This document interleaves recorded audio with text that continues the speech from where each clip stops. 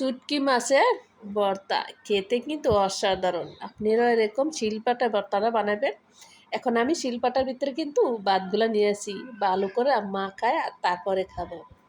কারা কারা আপুরা শিলপাটার ভিতরে এরকম যদি ভাত মাখান না খান, এটা কিরকম লাগছে আপনারা কমেন্ট করে জানাবেন। আমার কিন্তু ভীষণ ভালো লাগছে। আপনারা এরকম শিলপাটার ভিতরে যদি ভাত ইয়া করেন, তাহলে এরকম মাখায় খাবেন। এখন আমি লবণ দিয়া ভালো করে মাখায়া ভর্তাটা দিয়া, উফ, এত মজা এত মজা! একদম গরম ভাতের সাথে চুটকি মাছের ভর্তা দিয়া খেতে কিন্তু অসাধারণ অসাধারণ। আপনারা বেশি বেশি করে সাবস্ক্রাইব করবেন, লাইক দিবেন, শেয়ার করবেন, কমেন্ট করে জানাবেন কেমন লাগছে।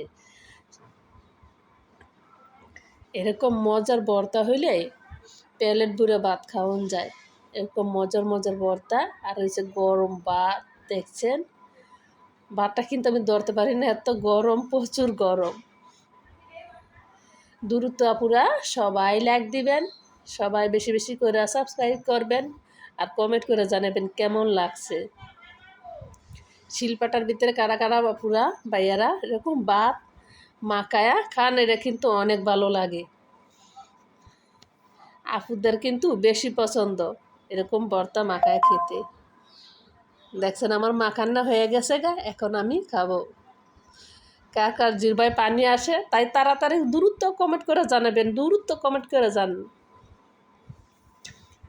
এত মজা এত মজা, এত স্বাদ কেন? সেই স্বাদ, যেই স্বাদ, এত স্বাদ কেন?